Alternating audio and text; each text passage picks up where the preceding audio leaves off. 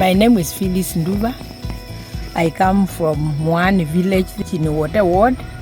I am a farmer. I'm a mother of 7 children. My parents were farmers, and especially my father used to send me to the farm. And you could now say that I'm the best person who can plant well. Then as a child, I was feeling very happy when my father says I'm the best. He encouraged me. My mother was also a farmer.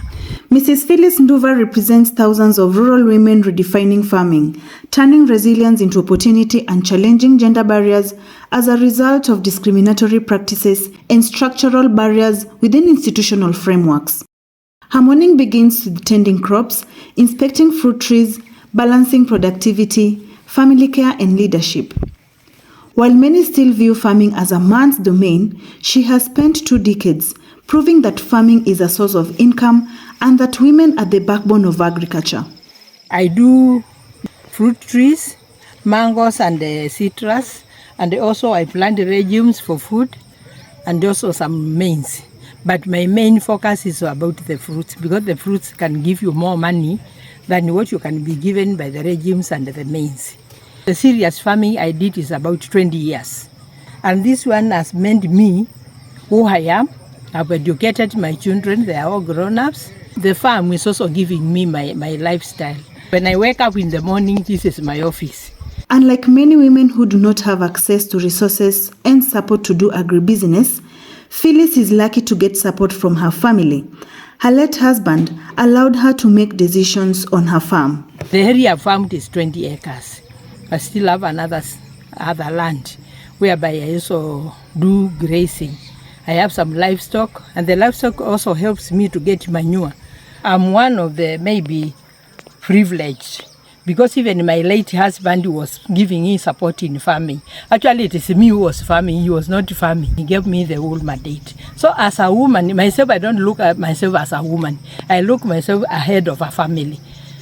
I farm, and I sell them, and the other thing is that I have children who are grown-ups, and they also support in farming. That is the beauty of it, because the whole family is supporting me. We can also eat fresh from the farm. In contributing to environmental sanity, she practices organic farming and uses integrated pest management innovations to keep fruit flies and diseases at bay.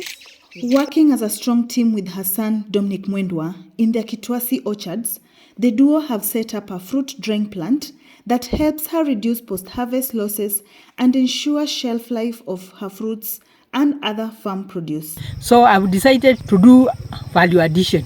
So I've installed and narrates at home, whereby I'm drying my mangoes, the ones which are not going to the market. I can dry them and add shelf life for the mangoes. And also I'm now planning to start now drying the vegetables, especially the cowpeas. I'm also planting some herbs. They are in the farm the other side. I planted some chilies.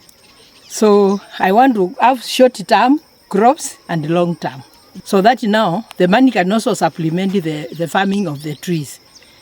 As much as women in sub-Saharan Africa comprise nearly half, that is 49% of the total agri-food system workforce, the largest proportion of any region in the world, significant gender gaps persists.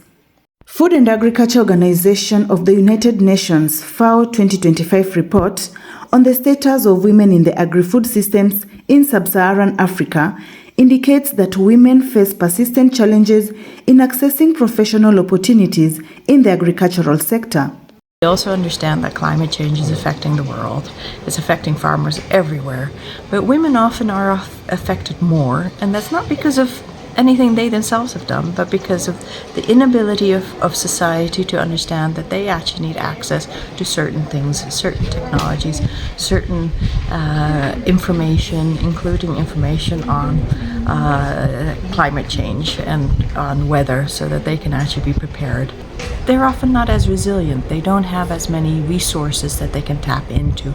And so they need to start building up their resilience as well as we move forward. However, Phyllis' story highlights the growing role of women in farming, where determination, innovation, and hard work are reshaping gender norms and strengthening food security.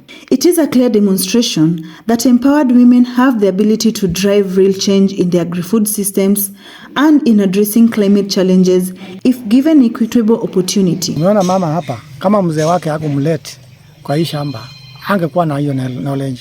Kwa hivyo hiyo ni demonstration mzuri, hata wazee wale wengine to involve our women kwa from production mpaka marketing na ownership na kila kitu mwanamke anadeserve.